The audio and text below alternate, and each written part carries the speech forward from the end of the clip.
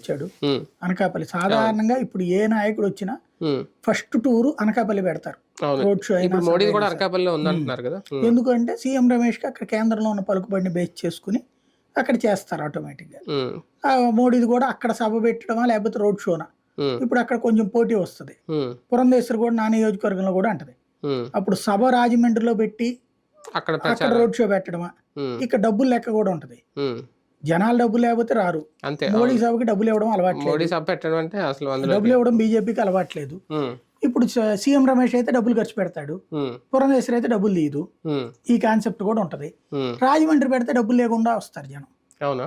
ఇంతకుముందు కూడా మోడీ సభలకి రాజమండ్రిలో సంఘ పరివార వాళ్ళు కాస్త ఎక్కువగానే ఉంటారు, కార్యకర్తలు వస్తారు. ఇప్పుడు తెలుగుదేశం జనసేన వాళ్ళ జనాలను ఎట్టకు పోగేసుకొస్తారు కదా, వస్తారు సభ ఆటోమేటిక్. అంటే తిరుపతి, అనకాపల్లి, నర్సాపురం అనేది వినిపిస్తోంది. నిజంగా రాజమండ్రి పెడితే మీరు అన్నట్టు నర్సాపురం ఇంకా పెట్టాల్సిన అవసరం ఉండదు, ఎందుకంటే రెండు ఉమ్మడి ఉభయ గోదావరి జిల్లాలే కాబట్టి.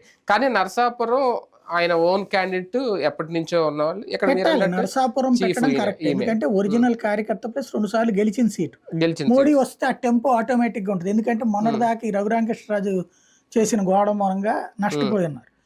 నరసాపురంలో ఈయన కూడా ఒక పార్ట్ కదా. అవును, ఉండి కూడా కాబట్టి అదే స్టేజ్ మీద రఘురామకృష్ణరాజు కూడా బెనిఫిట్ కాబట్టి